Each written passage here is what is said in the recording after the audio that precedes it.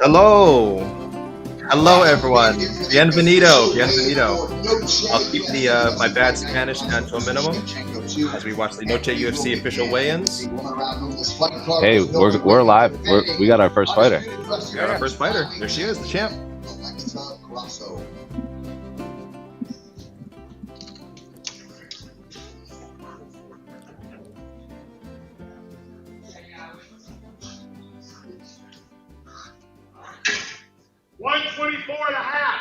$124.5. The official weight for the champion, Alexa Grasso. 124.5 for Alexa Grasso, and we are on. We are on, guys. All right, next athlete to the stage. The other half of your co-main event, the decorated former UFC Women's Flyweight Champion and now #1 ranked contender, Valentina Shevchenko. He just said co-main event. Yeah. Come on, Anik. Anik, come on. Best in the business. Keep it together. 124.5. 124.5. The official weight for Valentina Shevchenko. With that, your UFC Women's Flyweight Championship main event is official. I mean, next fighter to the stage competing in a flyweight. I can still say it, Casey. Say it. Oh, it's too late now. That fight's official. That was 124.5 for Valentina Shevchenko, same as Alexa Grasso. We are all good in the hood.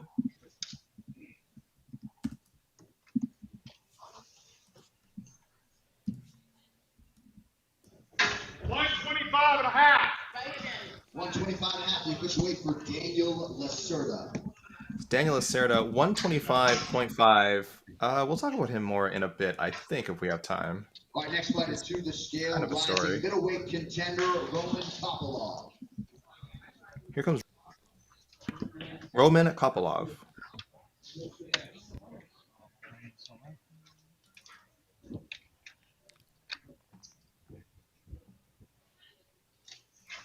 $185.5. The official weight for Roman Kopylov.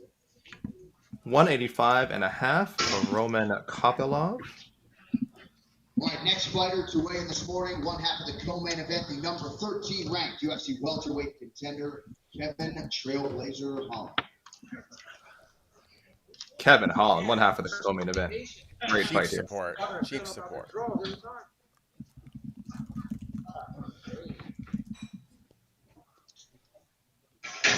170.5. The official weight for Kevin Holland. 170.5 for Kevin Holland. Our next fighter to weigh in this morning, one half of the featured prelim live on ESPN Plus in the strawweight division, Elise Reed. Here comes Elise Reed.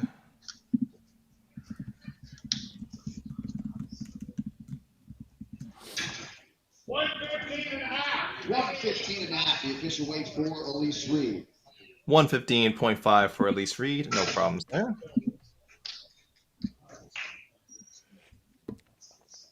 All right, next fighter to the scale competing in the middleweight division, Josh Fremd.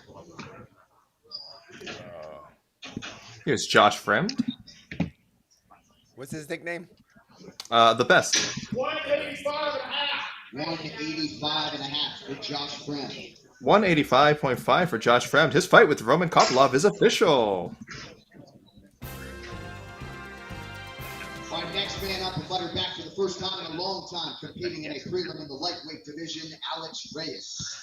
By the way, guys, Josh Fremd's nickname is not the best. He does not have a nickname, sadly. Here's Alex Reyes.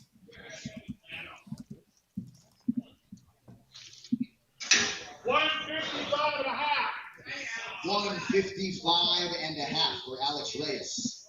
155.5 for Alex Reyes.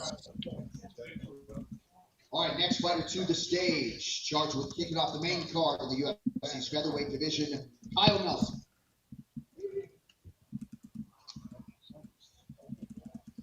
Oh man, I didn't realize Alex Reyes has been like 5 years since he's fought in the UFC. I will explain in a moment where he's been. He's had a serious. 146, the official weight for Kyle Nelson.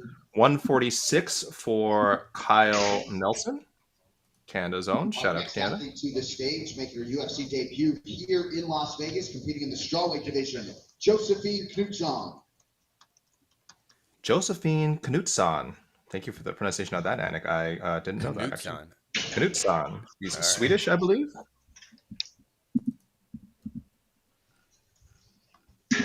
115 and a half. The official weight for Josefine Knutsson. 115.5 for Josefine Knutsson. Also making her UFC K is not silent, correct? Apparently not. Also in the strawweight division, Marnik Man. Here comes Marnik, blinded by the light man. No one. Crickets. All right, it's all right. That one was for me.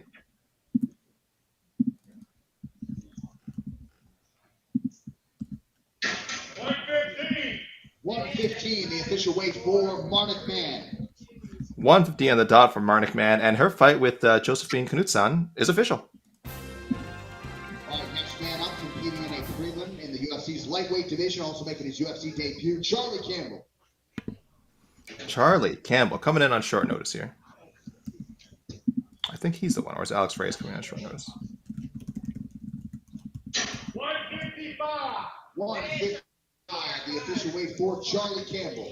155 for Charlie Campbell. His fight with Alex Reyes is official. Our next fighter to the scale, competing in a featured bout on the main card in the bantamweight division, Terrence Mitchell. Damn, this is happening. Are these people being chased? This is happening fast.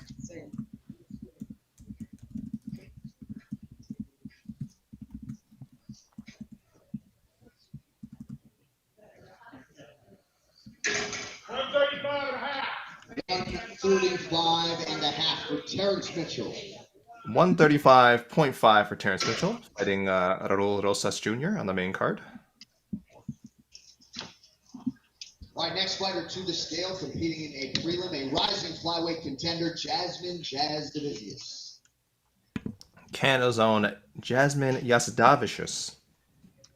Whoa, Anik butchered it. No, he's doing like the English for it's. She said she's okay with multiple pronunciations. Right. She said she's fine with it. It's not easy to pronounce.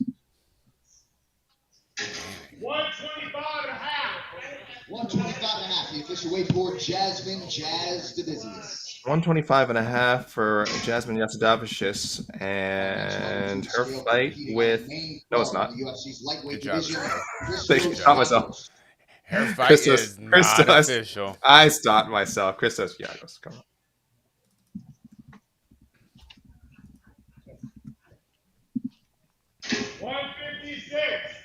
156. The official weight for Christos Giagos. 156 for Christos Giagos. All right, next fighter to the stage, competing on the main card, a featured bout in the bantamweight division. He is Raul Rosas Jr. 18 years old, this young man. If you hadn't heard. Get out of here. If you hadn't heard, guys.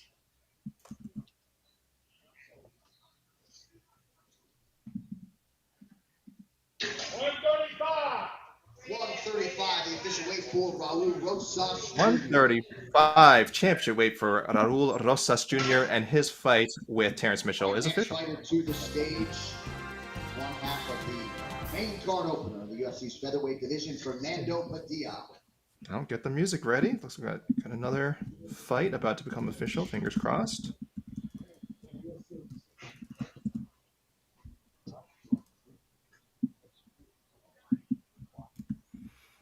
Tall man. 145 and a half. 145 and a half. The official weight for Fernando Padilla. 145.5 for the towering Fernando Padilla. This guy's a featherweight, and he is 6'1". Tall man. I'm sorry. His fight with Kyle Nelson is now official. Do we have a breather? Let's see. We do. Okay, well, there's only 4 people left, so we have run through the weigh-ins. People were in quite the hurry to come up. No misses so far, thank goodness. Let me just update our. Oh, there's my face. Sorry, guys. That is your face. Yeah, there's my face. You're gonna hear some clicking and clacking here as I update our on-site weigh-ins. Again, no misses so far. Your keyboard's extra clicky clacky. It's my. I am hitting it harder because I've given up Yeah. on trying to. I have a malfunctioning mic, guys. I've got it to work, but it is unfortunately catching a lot of ambient noise. All right. So I've given up on trying to silence it, and I'm just banging away at this point. But if you give me a moment, I will be right with you. I can mute myself. Hold on. No, don't mute yourself. I want to hear every click clack. Click clack click. Noche UFC. Hey Jose, do you know is it gonna be Joe Martinez doing the in-ring announcements tomorrow? I have absolutely no idea. It's a good question. I would be so bummed out if it's not.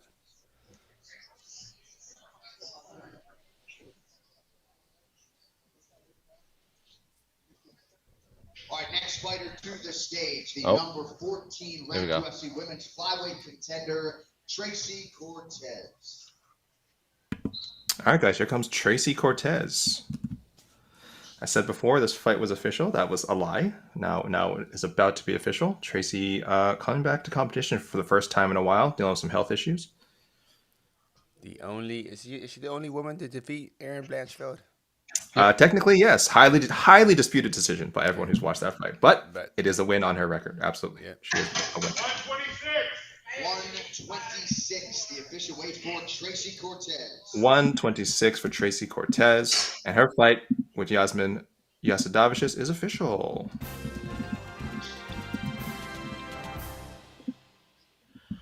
All right, guys. Let me let the people know. One moment. Where are you at, Lupita? Where are you at? We are waiting. That's right. We are waiting on Godinez, Della, Maddalena, and Daniel Zellhuber. Oh, and Edgar Cháirez, excuse me. So now we have 4 people left. I had said 4 before. That was incorrect. It's an interesting card. It's an interesting card. I don't know what there's a lot of little notes here to point out in every fight. I mean, I'm sure we could talk about the main event, Casey. It's been talked about quite a bit this week.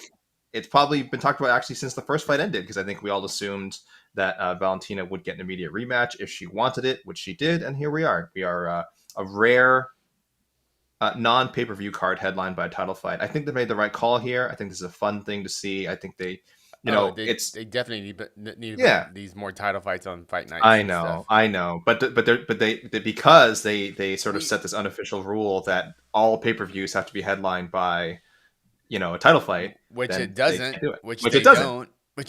Right? I don't know why. We had Covington Masvidal was I thought was a very good pay-per-view headliner. Poirier Gaethje, they put the BMF title on the line, but even without the BMF title, not a real title. And even without it, you couldn't. That's still a pay-per-view headliner. It's a great fight.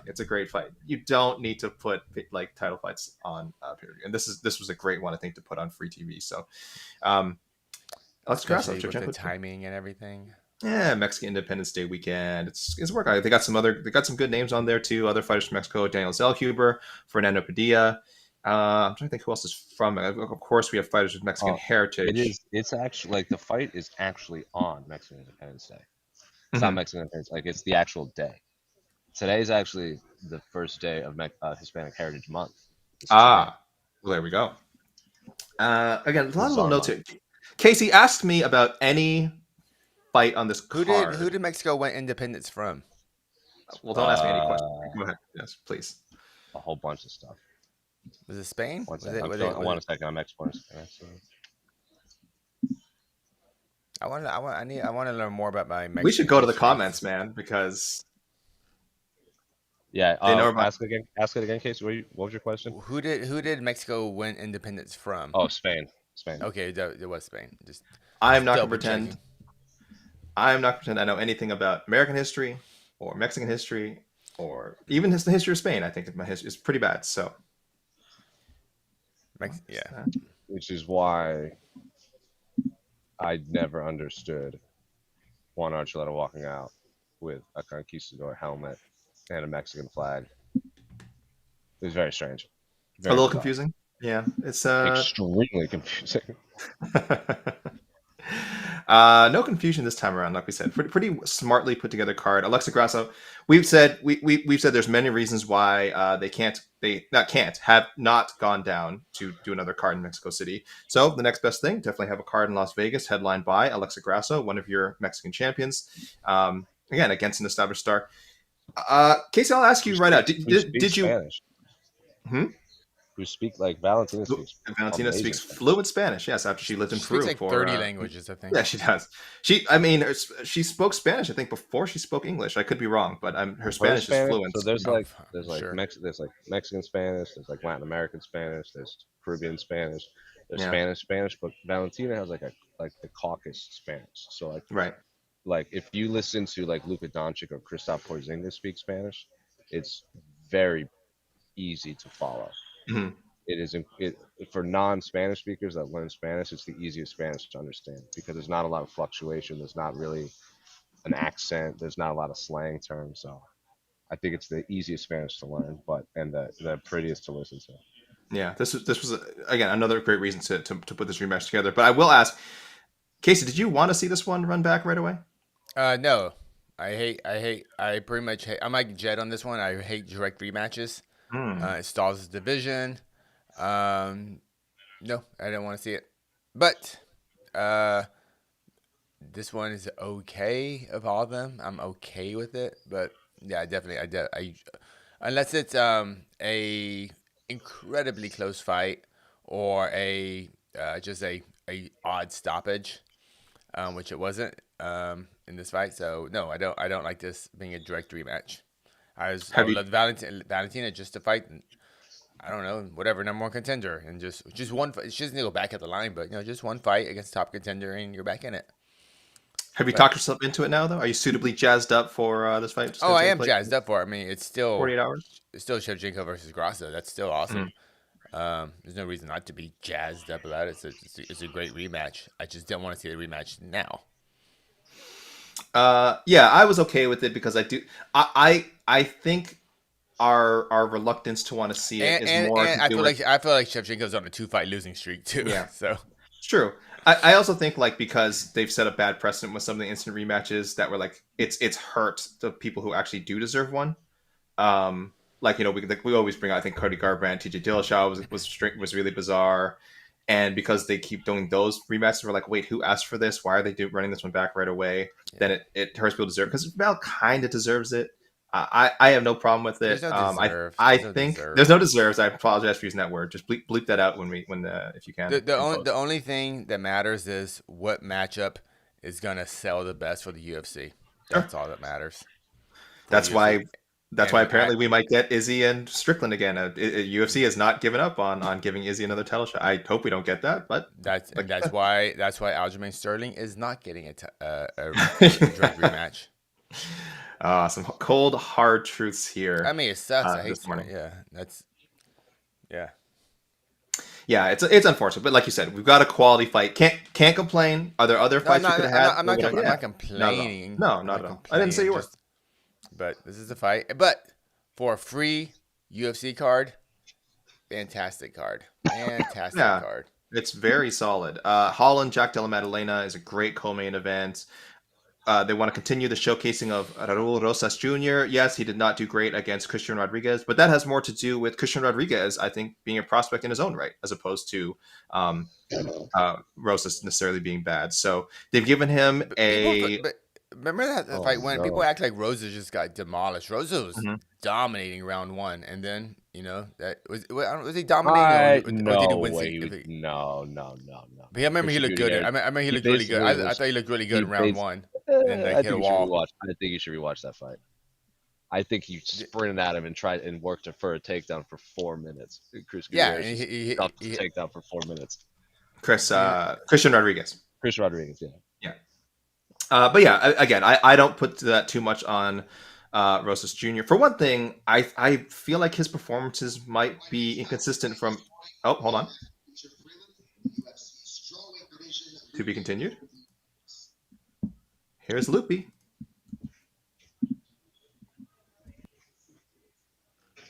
Yeah. Everyone had him winning the first round. Yeah.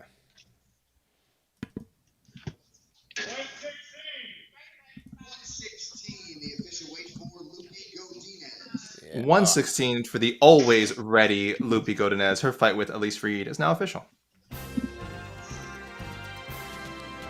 But yes, back to I'm a big fan of watching Lupi fight.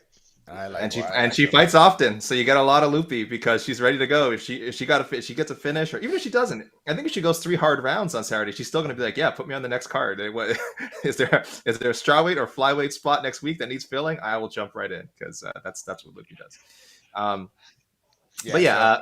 Rosas Jr.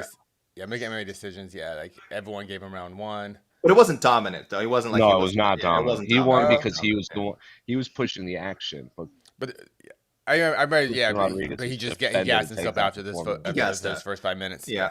And I will say Christian Rodriguez is, I will say, probably more highly regarded than Terrence Mitchell is going to this fight. But it's tough. It's tough when we're talking about an 18-year-old. Yeah, as you should, sure.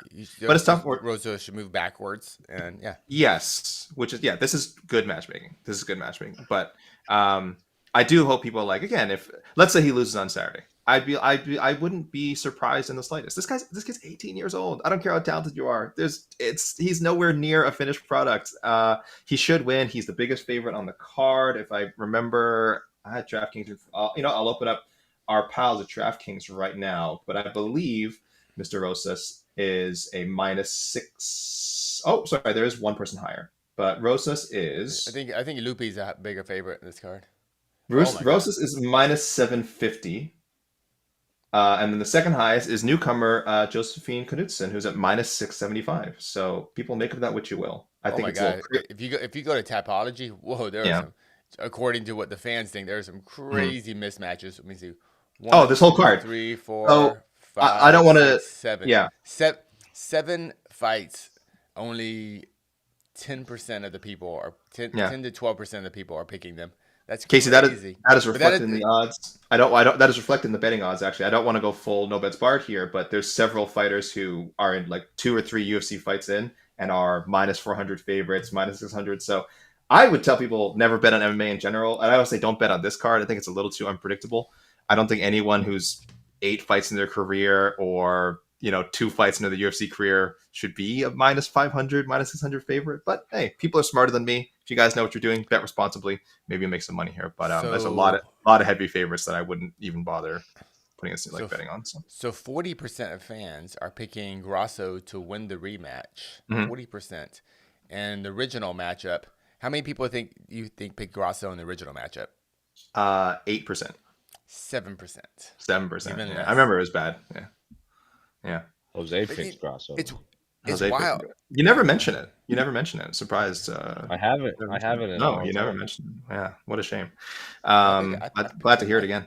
Did I pick Grasso? I might have picked Grasso to win this. No, you didn't. Because I believe Jose was the only. If I'm not crazy, I think Jose was the only one of the staff, who'd said it before the fight.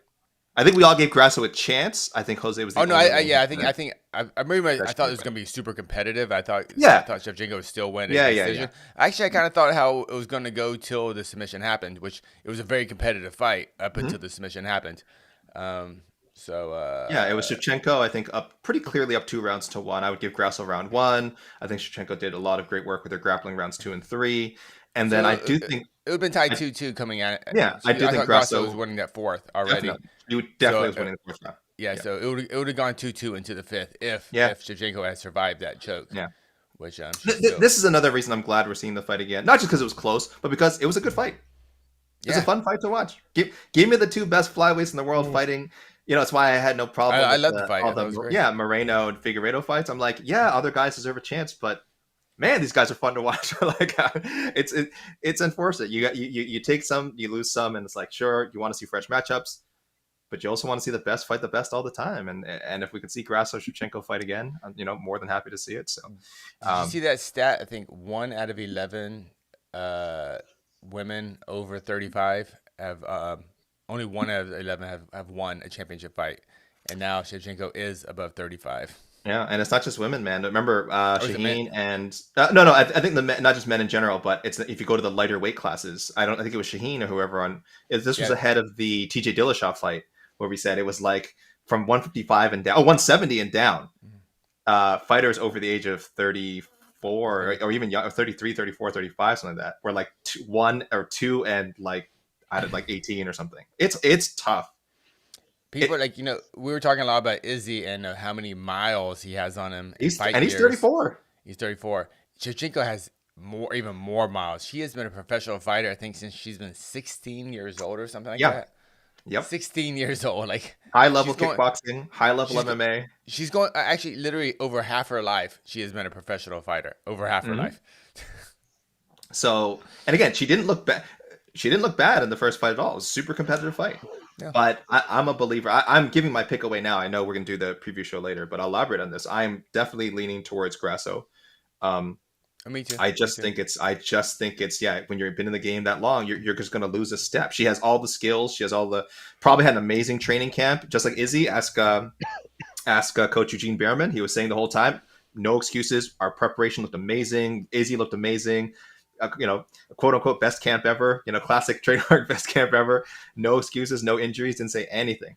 But again, it's a little different on fight night when you have that mileage on you and you actually got to go. Man, I don't want to talk too much about the Izzy fight, but I have training partners who've trained with Strickland, and they were all the same way. They're like, he's not very good, but the first time you spar with him, the first few rounds, is just incredibly confusing. Like, what are you doing, man?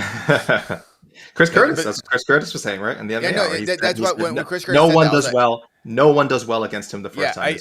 My teammates literally said the same thing. They're like, yeah, he's just really weird at the beginning. He's like, but they're like, he's not. But they're also like, he's not. He's okay. Like, he doesn't like blow you away, but like at first you're just like confused, and yeah, Izzy just looked confused in there, and he never made that mental adjustment, But we'll have lots of time to talk about that fight. Well, kind of along those lines, Casey, do you give Shevchenko the advantage? Do you give, in general, do you give the person who lost the first fight an advantage as far as like being able to make adjustments and things like that? What are your opinion on that? They make it. I mean, they both can make they're both going to make adjustments, but it's more about just years on Shevchenko. It's just, I don't think. I mean, I felt she lost to Santos. She lost to Grasso clearly. What's Shevchenko going to change? Grasso's going to be only getting better. What's Shevchenko going to change that she can add a new wrinkle to her toolbox or whatever, new tool to her toolbox? I don't know. There's just so much tape on her, and if she makes the same mistakes, has the same tendencies, I feel Grasso is going to win. I think win a, dominant decision, honestly. Yeah, and But again, I still like this fight. I'm not trying to argue. Yeah, no, not at all. It's I don't think either any of us is criticizing this fight. It's a good fight. That's just how I think it's gonna go. Yeah. And again, we're not trying to be so down on Valentina. It's just that she did, again, even if but the point I want to make was, even if you think she won the Taila Santos fight, which I do, I'm comfortable saying she won that fight. There's no one can say she looked great in that fight. You cannot make the case that Valentina Shevchenko looked great in the Taila Santos fight, even if you think she won. She squeaked by on the scorecards and spent a lot of that fight in disadvantageous positions. And if you hadn't known that she was the dominant champion, you certainly would have thought oh wow, this is the Bullet, she's a big deal. So now it is two straight fights where one she lost, two didn't look great. Again, can she bounce back? Would not surprise me in the slightest. Would not surprise me in the slightest if we saw the best Valentina Shevchenko we've ever seen. Would I bet on it? What's the best Shevchenko you've seen? Like, what do you think? What? Ooh, that's a good question. I wouldn't even go with her finishes. I'd have to pick out one of her decisions. The best Valentina was Jessica Andrade. Oh, I was gonna say Jessica Andrade. I was at Andrade. Yeah, the Andrade victory. Lauren Murphy was also a. We're talking like dominance. Yeah. Well, Lauren Murphy was like. Yeah, I didn't think that was the best. That one was impressive. Jessica Andrade is great, but I think that was like, I still consider Jessica Andrade a strawweight. Lauren Murphy, she just literally put her through a wood chipper to the point where Lauren Murphy was like, I don't know what to do. Like, she said that. I have no idea what to do with that. Didn't Andrade go through an even worse wood chipper? I feel like it was like a first round, but like that image, that flurry that Valentina just. Everything she threw connected, and Lauren Murphy literally turned around to get away from it. It was unbelievable. I also Yeah, think I think the visual was, she had a more visually what's the word I'm looking for? Like the clip of her winning against Murphy was more impressive because it just looked What you unique. said? You posted? But yeah, I also think when she beat Andrade, because Andrade was still, I think, at a prime. There wasn't on a losing streak. I picked Andrade to actually win that fight, and I was like, woo. I also think her win over Joanna has kind of I been was forgotten, fucking bad. and I guess I'm a Yeah. bit biased. It's probably gotten my I was there bias because That's I very was funny. cage side and it was like thrilling. And it wasn't like I'm not saying it's like the most exciting fight, but like the technical mastery and how good she had to be on that night to beat Joanna was just awesome. It was awesome to see. So I think people kind of forget that fight. Because it kind of felt like the same round for five rounds, but it did. It really, yes. It totally after the first 3 minutes or so, you're like, oh, Joanna can't hurt Shevchenko, and it just kind of was rinse and repeat for 5 rounds. So that's why we kind of looked past it. But as far as like one of her best performances, but because don't really remember any crazy highlights from it, because like Joanna wasn't like dropped or anything. Just Shevchenko just won every round rather decisively. Yeah, again, it's a while ago now. I think Joanna, it was she just jumped up to 125 for that one fight, right? Yeah, so it's kind of like just weird. It's kind of like a weird one, Joanna's thing, but yeah, that was a great. She's had a lot of great performances, right? And so I'm saying, so whether you think it's the Andrade fight, the Lauren Murphy fight, her fight with Joanna, she can return to that form. Like I don't think it's gone, but I think Grasso. Let's give more credit to Grasso. Like I think if you're picking Grasso, it's not just because you're like, oh, Valentina's fallen off. I think it's because of what you've seen from Grasso. One, in that fight, her fights before that at 125, she has looked incredible. She has looked even the fight with Carla, which I know she lost by decision, but you watch that fight back, man. You could make a very strong case she won that fight. Oh, I totally forgot. Like when she beat Andrade, it was elbows from the crucifix. That was nasty. Vicious. Oh, that was so nasty. Oh, that was. Oh, to me, that's way nastier than the Murphy fight. That's Oscar Willis's favorite position. Elbows in the crucifix. Oh, good lord, that is just. You know what? I forgot how violent that fight ended. Fellow undefeated fighter, by the way, Oscar Willis. Should I tell only people waiting on? Hey, is Oscar still? Hey, is Oscar training? What's going on? Funny you asked that. He's asking break some news.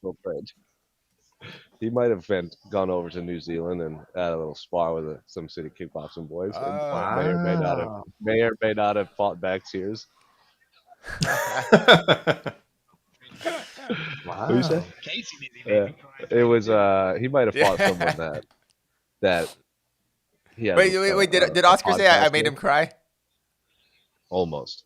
Yeah. But he might have had a spar with someone that he has a podcast with, and he might have picked on Oscar a little bit. Mean. That sounds mean, but fun in a way as well. Let's see the footage. Fun, Let's see the footage. He says no, it was not fun. The footage does not exist. Ah, what a tease. He also went, stop hitting yourself, like for a minute. Did you guys hear that? No. A UFC lightweight got Oscar in a crucifix position and just kept punching his face. Oh, and Oscar just goes, I don't know what to do. I don't know what to do. All right. We're gonna talk about the main event a lot on the preview show. I'll be on it. Casey, you'll be there. Jose, I don't think you'll be there. I don't know, Jose, if you want to.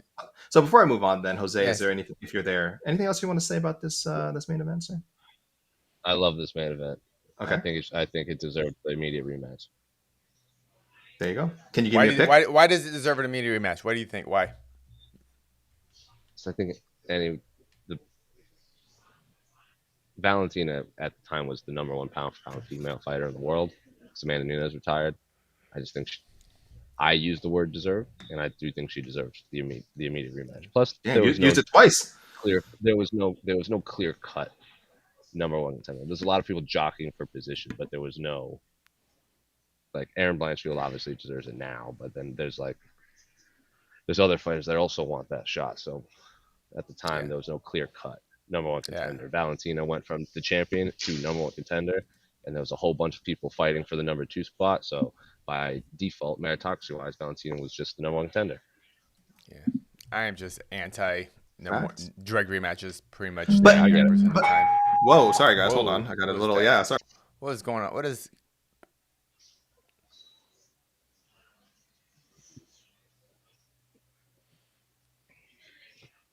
Trying to be My building is testing. My building is testing something.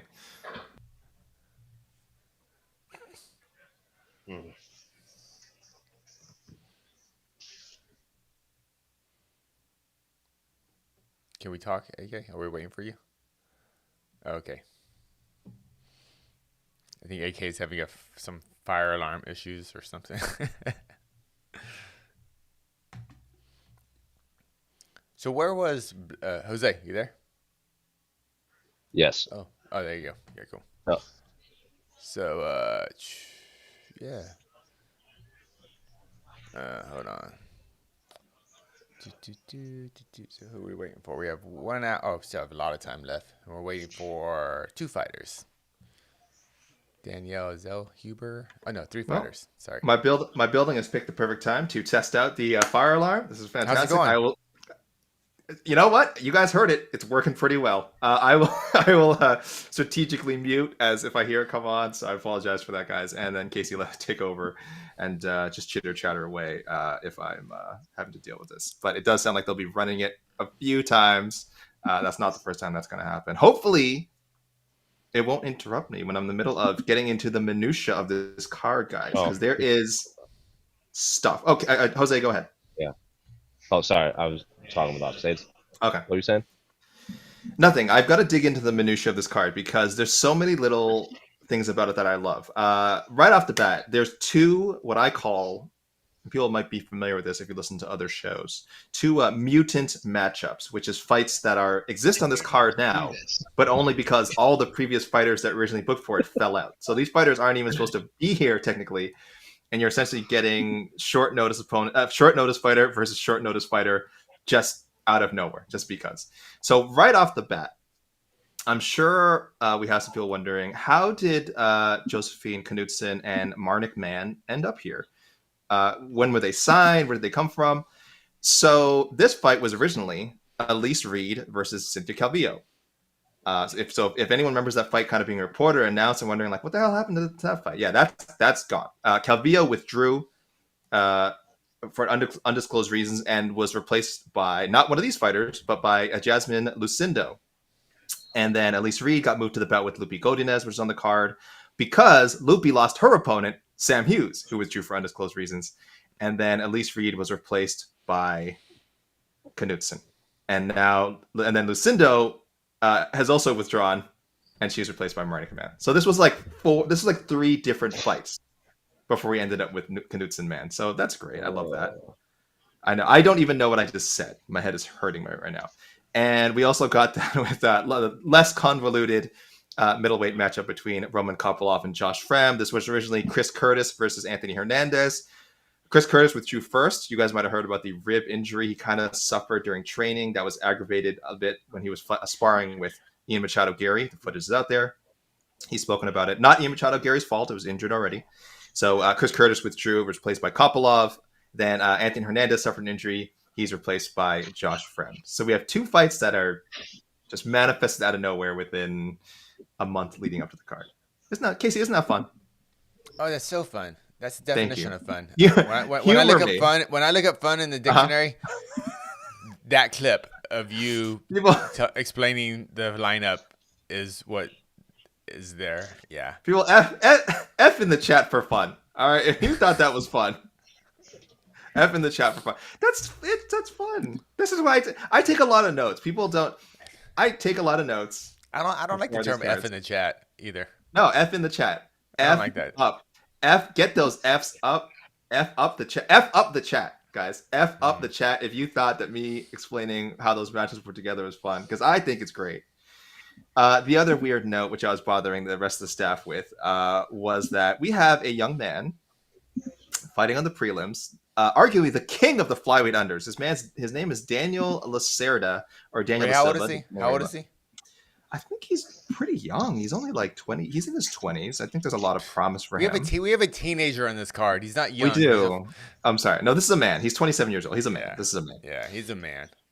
Daniel Lacerda is 0-4 in the UFC, which is not easy to do. I sent out a list to people. Is he one of the? Is he one of the? He could be the one 0-5. He could go. He could become the first fighter in UFC history if he goes 0-5 and loses by knockout or submission. The first fighter ever to do that, go 0 for 5 with all his losses by finish. He has been finished by. Wow, where's my wow? I just had it open. What am I looking at? Jeff Molina, Francisco Figueiredo, Victor Altamirano, and CJ Vergara, with only the Vergara fight going over the halfway mark of the second round. So he has been the king of the flyweight unders. It's a tough go. Good for him for getting another shot at it. Give you the stuff I said, guys. Was Jose talking to us? Sorry, Okay. we got a whole bunch of things for ahead of Abu Dhabi, and all the media that's going to Abu Dhabi. He's like, I don't want to do this anymore. Oh, poor guy. You poor guys. But yes, we have a young man who could go 0 for 5. It's not a long list of people who are 0 for 5. I will read it right now, with some caveats, because some of these fighters kind of got a win, but there's no contest. I always think it's just the weirdest thing how the media and fans, how we talk about fighters. Oh, this fighter should retire. This fighter should do this. After they lose like one fight in the top 10 or something. Right. And then we have this gentleman who finished 4 straight times. Yep. And we're like, cool, good for him. He's fighting again. It's just we're congratulating him when we're trying to retire all these other fighters for like losing one fight against a top 10 guy. He brings the excitement. He brings the excitement. I'm sure. I'm sure he's. Dude, I'm happy for him. He's making a nice middle class living, I assume. But cool. Although we got a lot of F's in the chat. I just want to say people did. Yeah, I don't like that. People liked it because then they start putting some other letters in there, and then some threw an A in, which is just confusing. I'll assume that's A for Alex. No, yeah, or somewhere. But Daniel Lacerda, yes, 0 for 4, 27 years old. I was going to say the list of guys who've gone 0 for 5 in the UFC. I should give people a chance to guess first. People, if you can guess, throw out any names of fighters who you think went 0 for 5. I would be surprised if you got one. Tiki went 0 for 4, and he was also finished in all of his fights. So he is tied right now for a record in futility, if you want to call it that, for lack of a nicer term. Tiki Goshen, yes, the legendary Tiki Goshen was also over. I think that was across 2 separate stints, though. I will say a lot of these fighters who've gone 0 for 4, 0 for 5 were like they lost 2, they got cut, they came back and lost again. Yeah, or multiple stints. This will be the if he goes 0 for 5, it has to be the smallest window from your debut to 0 for 5 at UFC. Pretty sure. So this card is historic. You're right. This is an historic card, and if you're not, the UFC is giving you this opportunity to watch an historic fight for free. Unbelievable. I don't know how those guys stay in business because they should be charging big money for this. I mean, you do have to have an ESPN Plus subscription, which I've heard is not cheap. It will also be on ESPN Deportes, by the way. So ESPN Deportes, both the prelims and main card. How much is ESPN Plus now? Is it like $10? I'm in Canada. I don't have it. Dude, I'm in Canada. We don't even have that here. How do you watch it? We have TSN. Man. We have TSN, and we still use Fight Pass. All right. That's like a thing we have up here if we want to watch. I think this card in Canada, I'm pretty sure the main card will be on TSN, one of the TSNs. There's 5 different TSN channels, but the prelims probably on Fight Pass. So there you go. All right. I don't see any guesses, guys. You guys have failed me. How could you forget? John Alessio, 0 for 5. Pat Healy, 0 for 5. I will mention. Oh, now Pat Healy. I will get to that in a second. Don't you disparage Pat Healy's name. Naoki Kotani, Jesse Ronson, who also had a no contest, and Sean Soriano, 0 for 5. Hey, yes, Pat Healy did beat Jim Miller. It was overturned for Smoking the Weeds. Smoking the weeds. Smoking the weeds. So, you know what? I stand by it. 0 for 5. And it was overturned. So it went from a win to a loss, not to a no contest, too?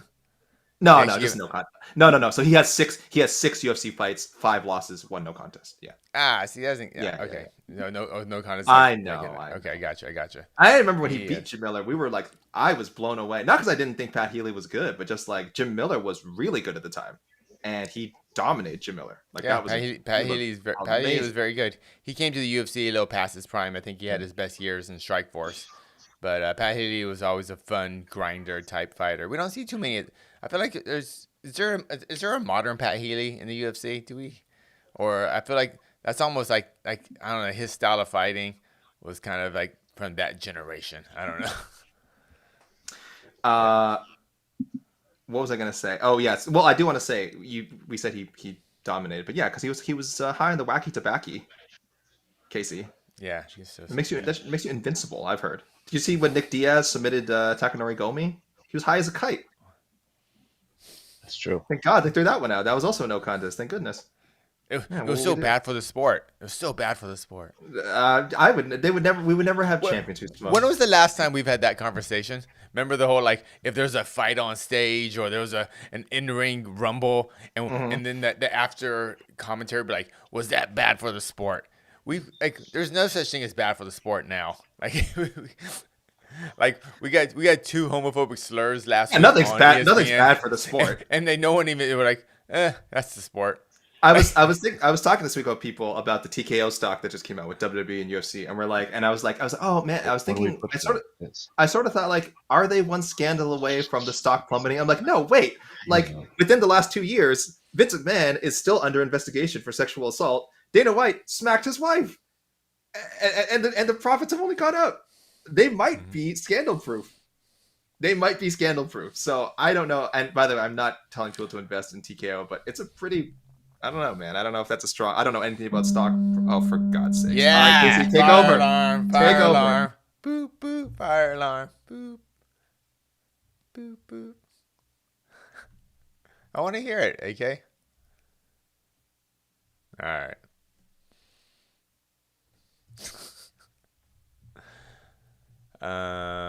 It's just me. No, I'm here. All right. So what interesting antidotes do you have? Antidotes? Anecdotes. I was missing anecdotes. What anecdotes do you have about this card that you want to share? Specifically, John anecdotes. John anecdotes. Carl anecdotes. Yeah. What are you on a ferry right now, AK?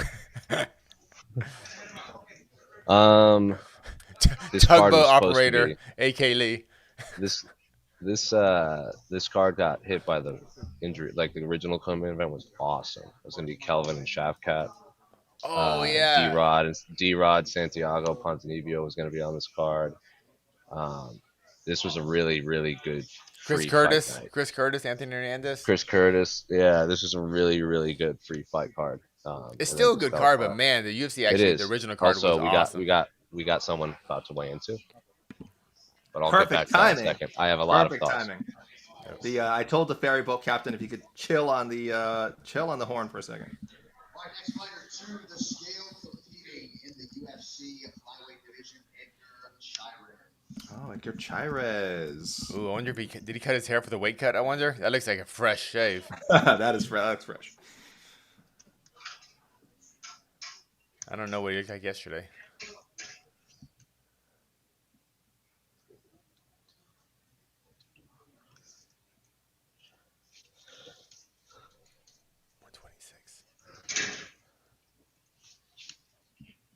Got the box. Oh, the box of shame. He definitely cut his hair moments ago, Casey. You're right. I think he was aware. Yeah. Box up. God, I need box of shame music. Shorts off. I need to step my game up.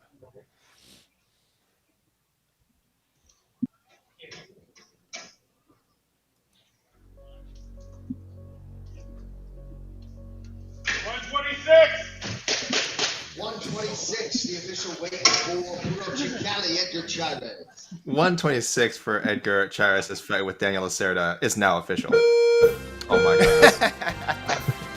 I should have let it. Yeah, that's the box redemption music. All right. One more. Come on. One more. We're all dancing. Come on, turn it on. Oh, it's over. Dang.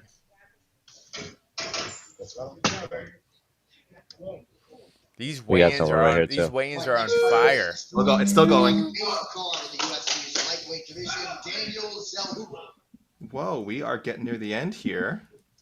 Daniel Zellhuber. Let's see one more person after this. He's got a whole hour. This kid's only 25 years old, I believe. Maybe younger. I'm getting 25. Yeah. It's like 30 feet tall. Big time. 156, the official weight for Daniel Zellhuber. 156 for Daniel Zellhuber. His fight with Christos Giagos is official. And now we only wait on one Mr. Jack Della Maddalena. So fingers crossed, no issues there. He's got a lot to prove on Saturday. That fight with Basil Hafez was a lot closer than people expected it to be. I think it's because Basil is better than people know, but I know a lot of people took that as a, ooh, did we overrate Jack Della Maddalena? Is he not the prospect we thought he would be? Sorry, guys. AK, get it together. I know. It's not me, man. It's about the bill.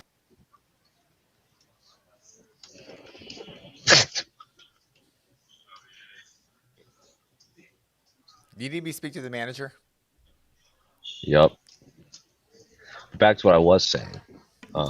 Continue. It is supposedly. AK, it is supposedly Jose's done. talking. Jose's talking. Oh, I'm sorry, Jose. I didn't mean to interrupt. This is, sir. This is our week. I almost did. Yeah, I feel like the UFC. I don't know. Like it was like, so in July they had a bunch of they had Australians and like obviously Dan fighting at UFC 290. Then they had all their Mexican fighters at UFC 290. And then like 7 weeks later, they go to Australia and have Mexican Independence Day, and none of them are available for any of those because they were in crazy fights or lost. Oh, that's a bummer. Poor planning. I want to go on a random tangent here, No. just because someone in the comments said MMA fighting should report on Bellator's $600 to $1,000 contracts.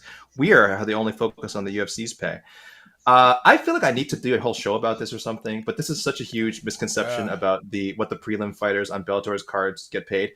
Yes, it is low, by the way. Yes, they should get paid more. Not debating that. Those contracts that you see, those guys who make whatever $600,000, $2,000 on the prelims, those are one fight contracts. Those guys are not locked in. They're not signed to a 4-fight deal where they're getting paid $1,000 per. They are local guys usually who are there for essentially to be card fillers. Sorry, it sounds terrible. And they get paid the money, and then they can sign with whoever they want. They are free agents. They are independent contractors, as they should be. That's a one-fight deal. So when we complain about fighter pay, we're talking about guys getting locked into 4-fight, $10,000 to show, $10,000 to pay to win contract. Those contracts are the problem when you're locked in. $10,000. I mean, John McDessie. I'm just saying. We just sometimes it is $10,000 to pay. Yeah. But I see the question about Bellator all the time. Casey was like, "Oh, what? You don't talk about the low Bellator pay." Those guys are not locked into those contracts. They are not signed to Bellator. They are signed for one fight, and they're allowed to do whatever they want.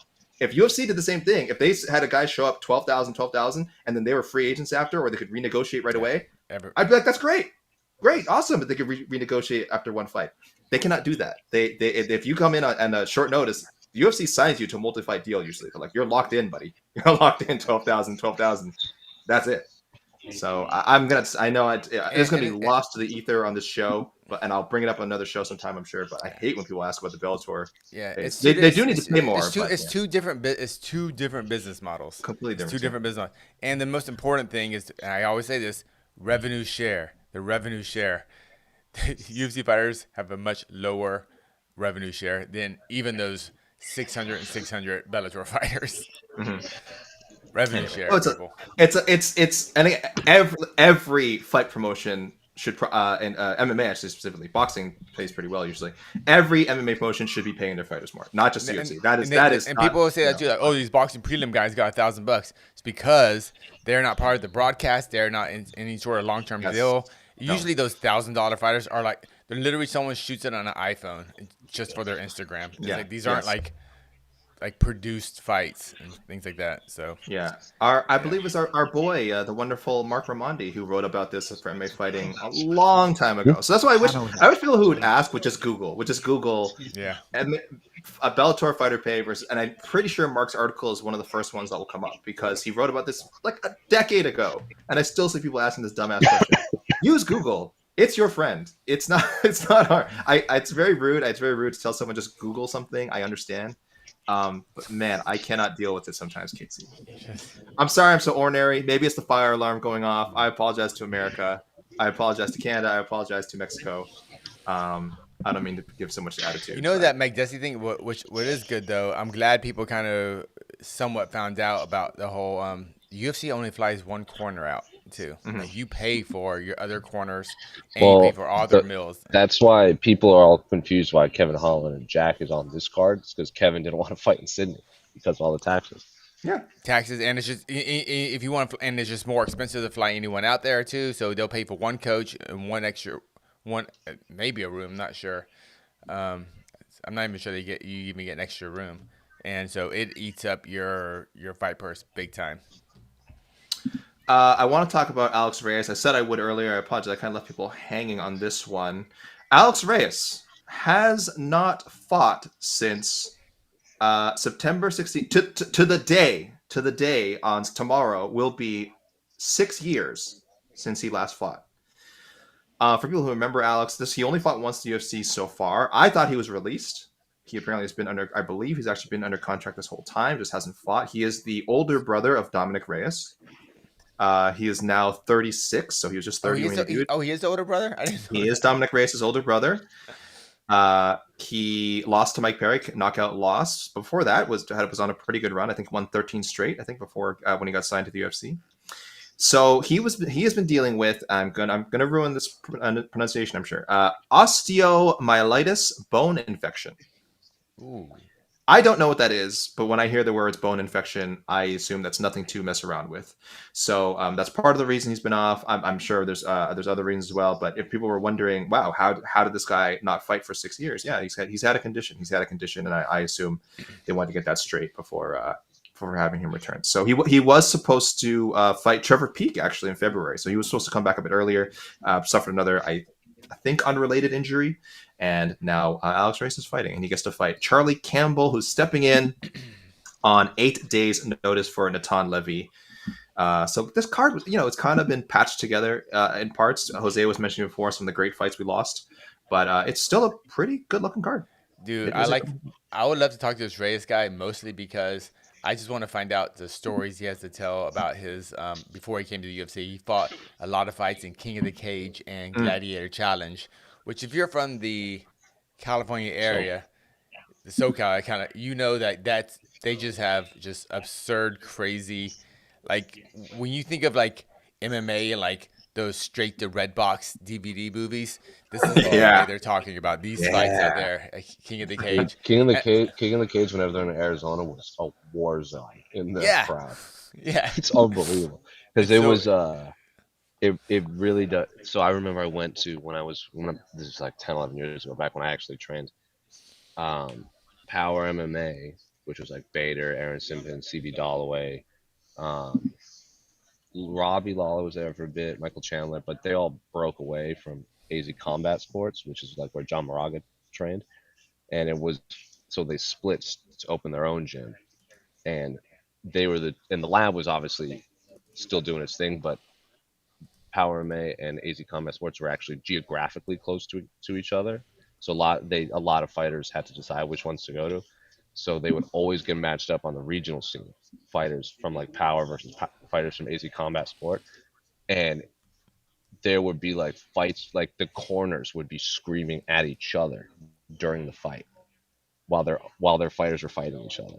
It was unbelievable. It's still like the most hostile crowd I've ever witnessed has been King of the Cage fights. That's awesome. That's a great. I would love to have gone to one of those shows. That's a great hit. They're still going, right? King of the Cage is still. Well, King of the Cage, Gladiator Challenge. Yellow canvas. Amazing.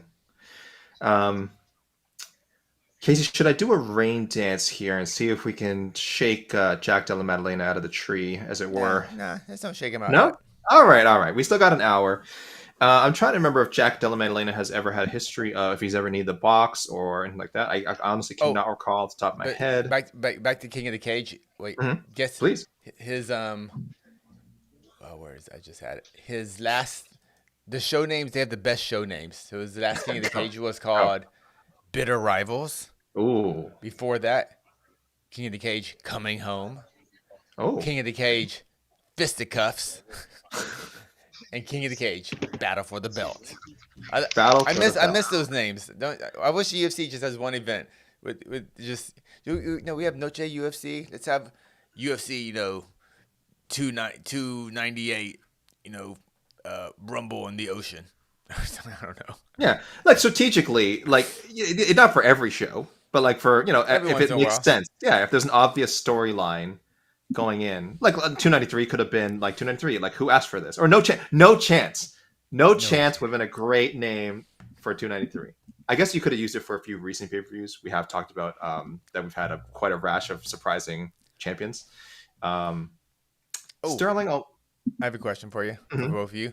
Where does Grasso Shevchenko, the first one, rank as far as upsets this year? This year. And I know Jose, we go all ahead. have different like kind of degrees what we call an upset because there's upsets in the moment and there's upsets kind of like over time, like a big like upset like in the moment like TJ Dillashaw over Barao was a giant upset, but like over time it wasn't that big an upset because we know how good TJ Dillashaw became. Yep.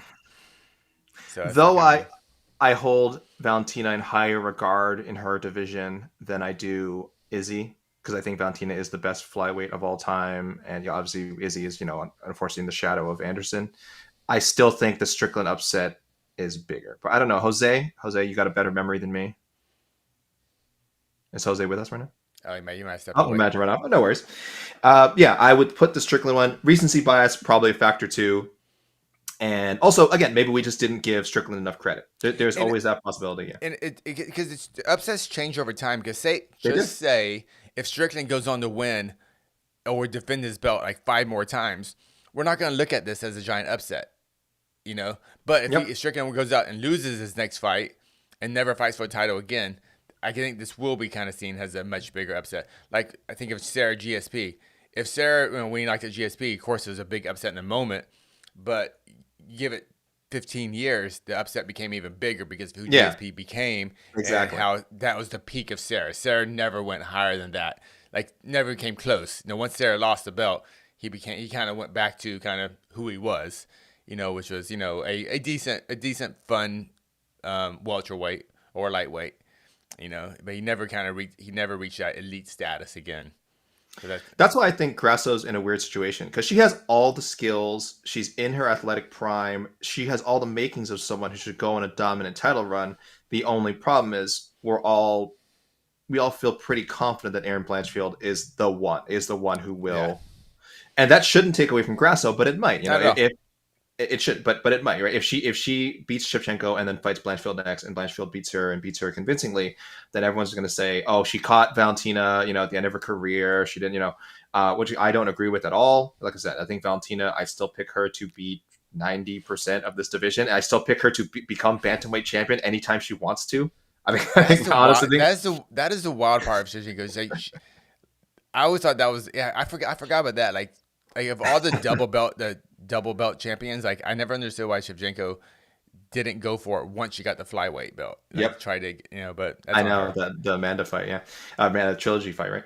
I saw stray comments on MMAfighting.com. Normally, again, hey, great commenters, great readers, but every now and then you get the occasional dummy, and someone was like, "Oh, Valentino moved down to 125 to fight Cans," and I'm like, "Have you seen the women's bantamweight division? You think Valentina went down to fight?"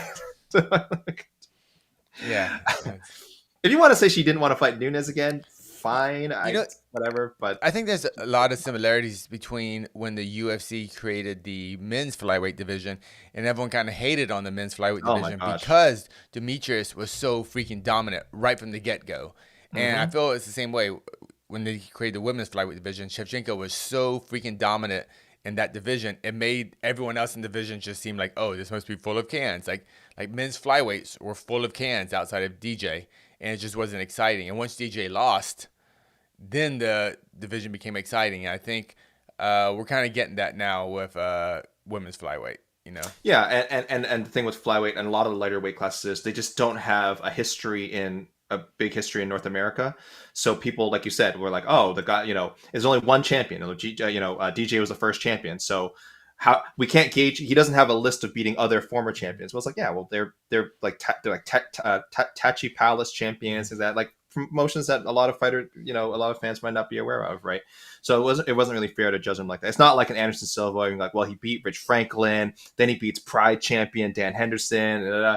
They just don't have that history in North America, so people view those divisions as weak, which is just pretty silly, to be honest. But that's not the Prince of Positivity. What can I say? I love all divisions equally, including women's bantamweight. Yes. Casey, go ahead. No, I was when you said women's bantamweight, I laughed. Mm-hmm. It's a great division. It's the most confusing division because that was the money division. I've never seen a division go from the money that was the money division to like, oh, that division still exists. Imagine explaining to people who like just kind of came in a bit later, or even newer fans, like, yeah, 135 was white hot. Ronda Rousey, Misha Tate, Holly Holm. It would main event. Bantamweight main evented UFC 100. Or 200. 200. 200. Yes. 200. Sorry, UFC. Yeah. The main event UFC 200. Yeah. It was a replacement main event, but still, it was a main event, and the pay-per-view sold, I think, over 1 million pay-per-views. So, yeah, it's crazy to say. And now it is the coldest division that I've ever seen. Shout out to Zara Farron. You did your best. Happy trails. Happy trails, Zara Farron.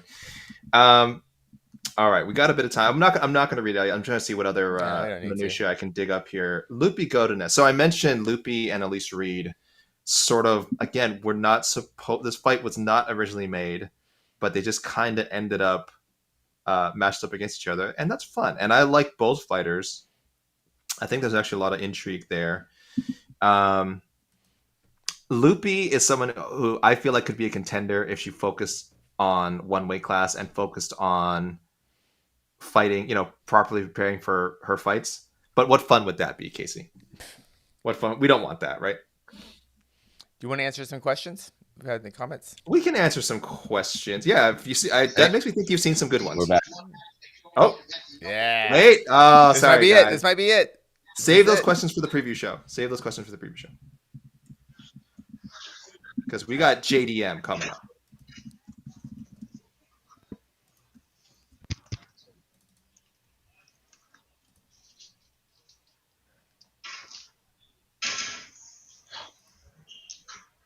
Oh, the box of shame. Box of redemption. Box of redemption. Box of shame.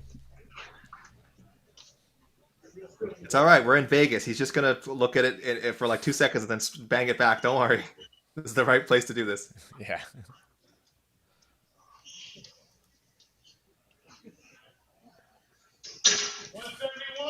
Yup. 171. Close enough. Della, Maddalena. Close. That scale was still moving. 171 Yeah. for Jack Della Maddalena. Outside of Toshiba Plaza. His fight with Kevin Holland is now official. Oops. It was 171. 171.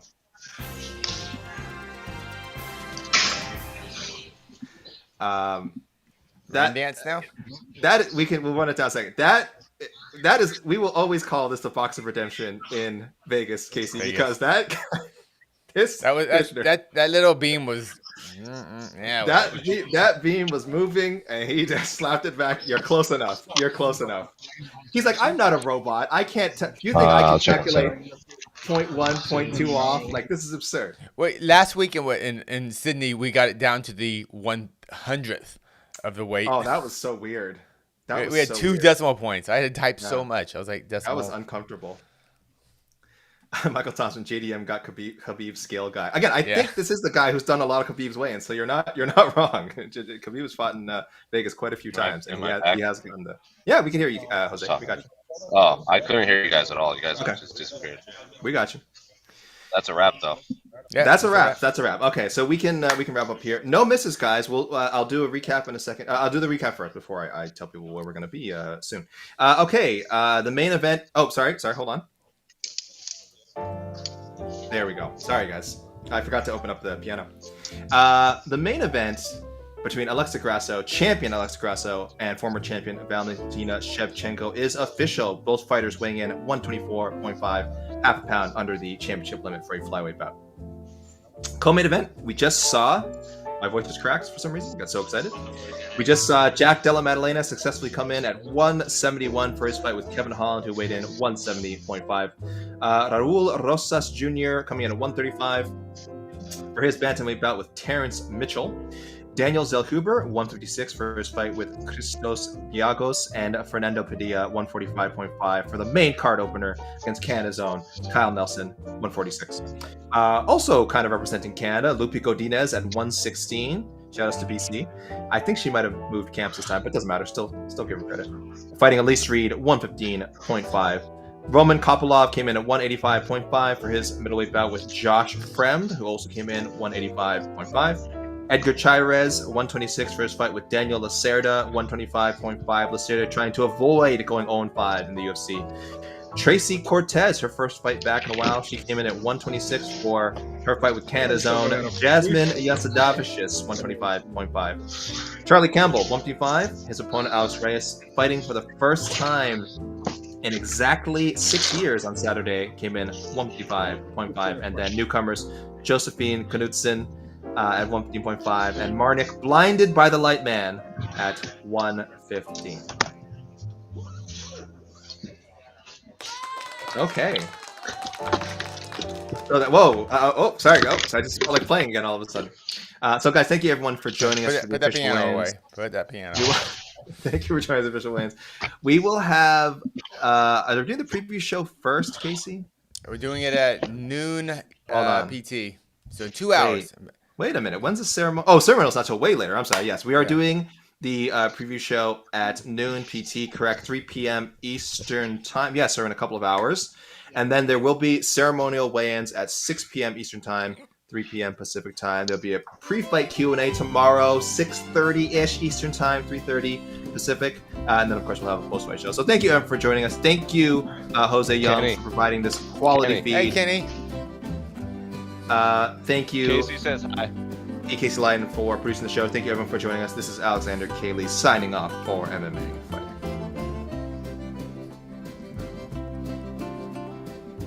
It's a good jam.